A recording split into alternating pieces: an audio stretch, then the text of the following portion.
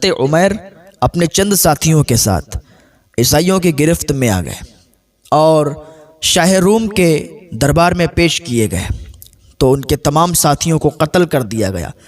حضرت عمیر کی باری آئی تو ایک پادری آگے بڑھا اور شاہ روم کے ہاتھ چومنے لگا، پیر چومنے لگا، کہنے لگا حضور آپ مجھے اجازت دیں تو میں اس کو اپنے گھر لے جاؤں اور میں اس کو اپنے دین میں شامل کروں گا، آپ مجھے اجازت دیں۔ تو شاہ روم نے اجازت دے دی کہ لے جائیے۔ وہ اپنے گھر لے گیا پادری، لے جانے کے بعد اس نے اپنے گھر پر بٹھایا اور اپنی جوان لڑکی کو بلایا اور حضرت عمیر سے کہا کہ یہ میری جوان لڑکی ہے، اگر تم اپنا دین چھوڑ دو گے اور عیسائیت قبول کر لو گے تو اپنی اسی لڑکی کے ساتھ تمہارا نکاح بھی کر دیں گے اور تمہیں بہت زیادہ مال و دولت بھی دے دیں گے۔ حضرت عمیر نے کہا کہ میں کسی لڑکی کے لیے اور دنیا کی دولت کے لیے اپنا ایمان نہیں چھوڑ سکتا، اپنا اسلام نہیں چھوڑ سکتا، اپنے نبی کا دین نہیں چھوڑ سکتا۔ پادری کہنے لگا سوچ لو، تمہیں اتنا مال زندگی میں بھی کبھی حاصل نہیں ہوگا، اتنی خوبصورت لڑکی نہیں ملے گی۔ حضرت عمیر نے کہا سب قربان کرتا ہوں، نہ لڑکی چاہیے نہ مال و دولت چاہیے، بس مجھے میرے نبی کا دین چاہیے اور میں اپنے نبی کے دین سے ہٹوں گا نہیں پیچھے۔ پادری نے کہا سوچ لو، اگر تم یہ قبول نہیں کرتے تو تمہیں قتل کر دیا جائے گا۔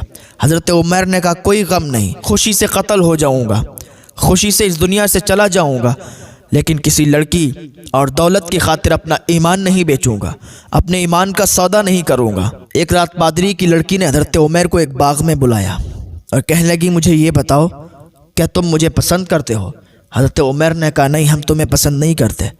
کہا تم مجھ سے نکاح کرنا چاہتے ہو؟ حضرت عمیر نے کہا نہیں ہم تم سے نکاح کرنا نہیں چاہتے، ہم اپنے اسلام کو چھوڑنا نہیں چاہتے۔ تو پادری کی لڑکی کہنے لگی ٹھیک ہے تو میں تمہیں آزاد کرتی ہوں، رات کے وقت آپ یہاں سے نکل جاؤ، اور بتایا کہ فلاں فلاں راستے سے تم چلے جاؤ، تمہاری منزل تمہیں مل جائے گی، 3 راتیں چلنا اور چھپتے چھپتے جانا اور تم یہاں سے نکل جانا، اپنے وطن پہنچ جاؤ گے۔ حضرت عمیر نے کہا ٹھیک ہے، اور وہ لڑکی نے وہاں آزاد کر دیا، چپکے سے اپنے باپ کو بغیر بتائے حضرت عمیر جا رہے تھے۔ 3 روز حضرت عمیر نے سفر جاری رکھا اور چوتھے روز آپ نے دیکھا کہ ان کی طرف کچھ گھوڑے آ رہے ہیں۔ جب وہ گھوڑے قریب آ گئے تو حضرت عمیر نے دیکھا یہ ان کے وہی ساتھی تھے جو بھی قتل کر دیے گئے تھے۔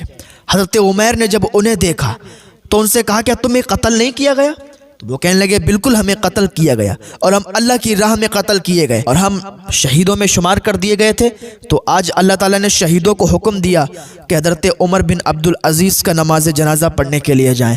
ہم لوگ حضرت عمر بن عبدالعزیز کا نماز جنازہ پڑھنے کے لیے جا رہے ہیں۔ پھر ایک سوار نے حضرت عمیر کا ہاتھ پکڑا اور اپنے گھوڑے پر بٹھا لیا اور پل بھر میں انہیں ان کی منزل پر پہنچا دیا۔ تو ایسے ہوتے ہیں اللہ والے، ایسے ہوتے ہیں مرد مجاہد کہ کسی لڑکی کے لیے اپنے ایمان کا سودا نہیں کرتے ہیں، دولت کے لیے اپنے ایمان کا سودا نہیں کرتے ہیں، اپنا ایمان نہیں چھوڑتے ہیں۔